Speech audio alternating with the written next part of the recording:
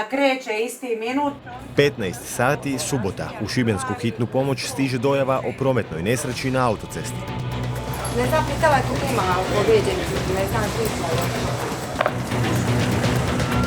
Probijanje kroz gradske ulice, pa noga na gasu. Za prelazak udaljenosti od gotovo 20 km trebalo im je manje od 10 minuta.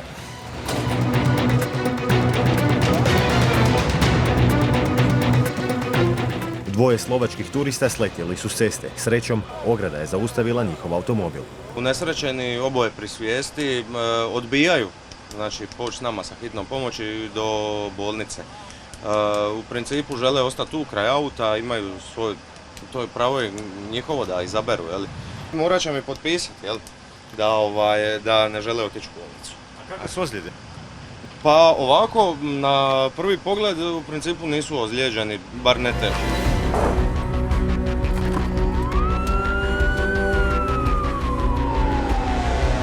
Ekipa hitne pomoći koja pokriva veliki dio zadarske okolice kreće iz Posidarja. Primili su dojavu oca koji je pronašao svoju 15-godišnju kćeru nesvijesti u lokvi krvi pred vratima kupaonice.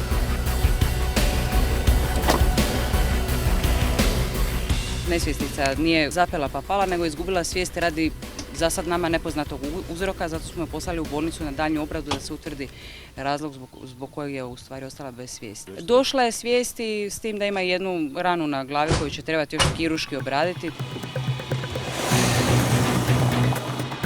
Ana, Josip, Nikica, Renata.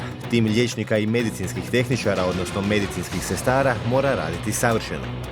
S vremenom se tu razvije jedan jako prisan odnos između kolega. Tu se stvarno rađaju jedni međuljudski odnosi koji više, ja bih rekla, postanu skoro obiteljski. 12-satne smjene često i potraju puno duže. Odmora nema, a intenzitet pomoći ovisi samo o entuzijazmu ovih ljudi. Noćašnjih 12 i današnjih 12, s tim da sam imao nekakvu pauzu od sat vremena između, ali nažalost nemamo ljudi i drugčije ne možemo. Plaže oko Zadra i Šibenika su krcate. Manji gradovi uz obalu u turističkoj sezoni imaju i po 100.000 stanovnika više nego izvan sezone, a broj ekipa hitne pomoći je isti. Ovdje ima neko žarište. Između malog prsta, noga je natečena. Ima tu doli u stopalu, ima travu za vodenu prst. Molim, imate komad trave za vodenu prst. A je moguće? Je. Ček.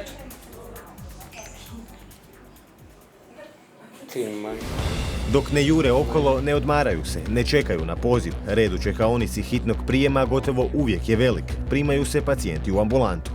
U prvi tren nekako se činilo da je u biti to klasičan problem dijabetesa, da se radi o nekako ili možda nekrozi ili upali okrajine, upali kože, ali na kraju je ispalo da on ima komad nekakve travke zaboden ispod malog nožnog prsta. Naravno, to strano tijelo je izvučeno dole, izvukli smo ga van i isprali ranu, dobro eksplorirali da vidimo da nije ostao još koji komad unutra. Gospodin je dobio antibiotik, te naravno morat će se javljati na kontrole kod liječnika opće prakse. Kako se zove na meni? Ema. Ema? Šta boli Ema? Eto tu je. Ima temperatura od sinoć 39, povraćala. Ne, ga ovdje momak jedan po jutro. Ono što se dalo primijetiti je da ima otečeno crveno grlo i poslata je na odjel pedijatrije da bi se dalje vadila krv i evidentirala u biti o čemu se radi. Posidarska ekipa dobila je novu dojavu. Starija žena ima velikih problema s disanjem. Gospođa boluje od nečeg, uzima kakve lijekove. Uzima? Možete pokazati. Da kakve lijekove, uzima vriću? Vriću! Pregledom je utvrđeno da ima internističku dijagnozu koja se dalje treba liječiti hitno u bolnici. Noćas imam muka mi je. Slabost. I doktorica slabost.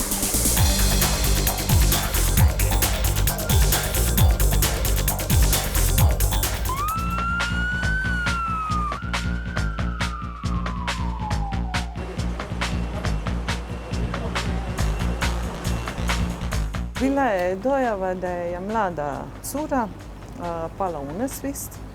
Došli smo onda do njih i mlada cura je došla sebi dok smo mi došli.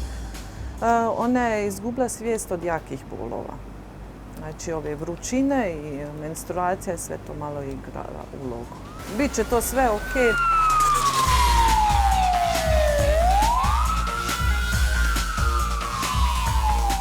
Hitna pomoć u Posedarju specifična je, naime samo je jedan liječnik koji pokriva i ambulantu i 2 vozila hitne pomoći.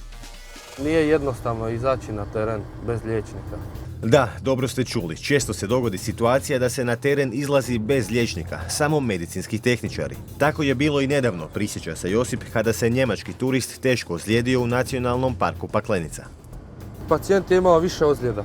Mi smo to odradili, ja i moja kolegica, onako kako smo mogli u uvjetima u kojima smo to napravili, bili smo zadovoljni s tim poslom. Naše prvo iskustvo bez liječnika na intervenciji bilo je jako puno stresa, bilo je sumnji. S jednim liječnikom lakše se pokriti izvan sezone, no u sezoni gotovo je nemoguće. Naš zavod je raspisao natječaje za liječnike čak i na neodređeno i na određeno, svakakve varijacije na temu, ali jednostavno liječnici stoje po Zagrebu, Rijeci, Splitu, nezaposleni, ali kod nas niko ne dolazi. Pa evo, Pa zašto niko neće doći tu, baš nije područje neko ili šta? Ne znam da li je problem u samoj obaviještenosti ili ti ljudi ne prate natječaje, ali definitivno mi smo otvoreni. Otvoreni smo za nove liječnike da nam dođu. Starijoj gospođi u Šibeniku vrućina je pala teško. Pozvala je hitnu.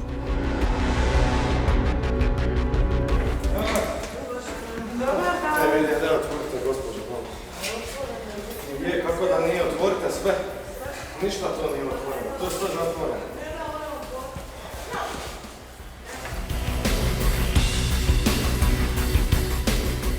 Unutra u stanu je 40 stupnjeva i to ustalog zraka, ko zna kad. Naravno da ženi je mislim, slabo je bilo, nema kako ušli.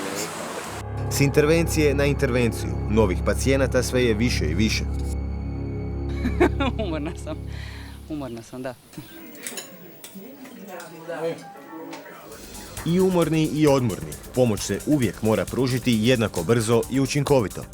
Ovo je posao koji nema nekakvu, ajmo reći, da mi radimo za plaću. Normalno, svak radi za plaću, ali najljepši dio priče je kad se vi osjećate dobro nakon posla.